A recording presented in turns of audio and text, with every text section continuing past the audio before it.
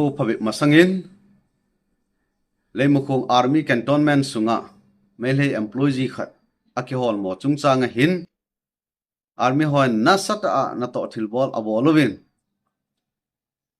amo army cantonment sung zongle yo Kuki-Zo dominated area ahi je in yo jong nasata in panna thei chana Kiphinna rescue operation ho ding hen lang ep hile yo jong tosot na anakinezin athanga LAPC hin hauso zo sen jong nasata cooperation api ahin hi chan gya I hon jong hitabang thilki bol kadei pu ve kagam sungwa hitabang thilso ding kadei pu ve ti nazala so hon jong nasata cooperation inapi wa hin army ho che ain hi chan gya pan pizeng wang wa hin Thu'a Kuki-Zo Chate galji a lifeline inei sunu lamka tu kangui hichi kijot mat na lampi hi phattep lowen ain kha oven tu ni thu man kha sung wa jong hin mi pi tam ta gen the ha san na omen hichi je hin army ho ko ma request ibol ki no ven hichi ka lifeline hi yo ana adam lo ne la cha suten kijot mat na a nitin ki man cha na hi chibu ka nei zo hi zin hi chi pai ne hon pe oven lang thil danga ki thopi na thei chana ka ki thopi diu hi ti hi amo ko ma request ki bo la hin hi jong hi ana sa po ven asunga ep mail he te to army ho hi ki ho to a kuki te mo na dinga ep plan ki bol ham no aki heta po hi je in hi cho zo se lungkim lo na le agar na thei pe na hi chi lifeline lampi hui ain hon na ding wa hin committee on tribal unity CoTU in lungel khom na kinai jin seil ha dung zu jin ang lung ding 30 November jinglam nidan pungli 4 am apana nilha lam nidan 4 pm sunghi 12 hours total shutdown chuting le public protest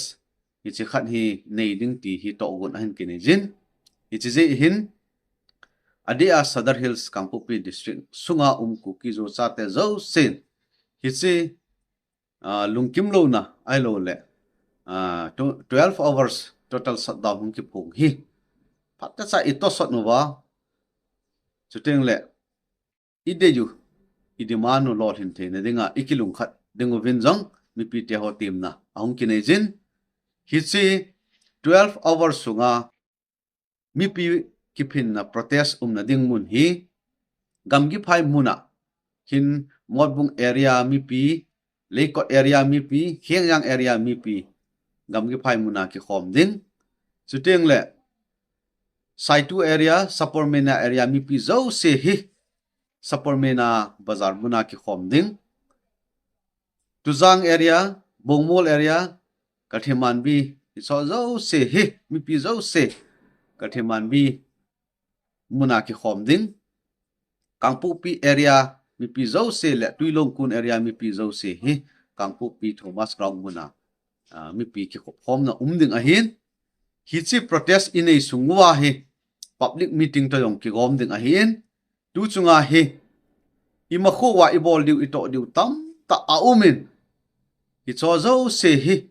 mi pi ko ma Hetsah thi dol tam ta aum tan ya so public meeting to ikop di o hi je in hichini kho hile koi macha waikun kinbol chuteng la kai thang dukan sumkol ve na zat chom ho jong koi man ibol lo dingu chuteng le government institution han lang office han lang private institution hi jong le koi masan hi hon lo dingu hichini kho hile mi pin kilong khat ta a protest ibol dingu protest bol to go ma public meeting jong ibol wa ima kho wa ito diu ibol diu ho zo se ki hu khom na iman ding a hi je in mi pi ho zo sen hi che hi ya so ko su kai ding win committee on tribal unity minin team na kain nei jin achung chu na area kain min pha lo cycle area hen lang kangchup leimo khong yuka thiman bi area hen lang ai ti road tuilang area hi jong le hi chi 12 hours shutdown le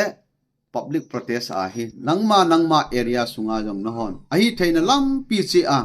hi chi to sot na cooperation nan pi su kai ding win jong อาศัยในแกยินเต็มนั่นแหละเตานะกันในยินไอ้ฮิก็เก็บไป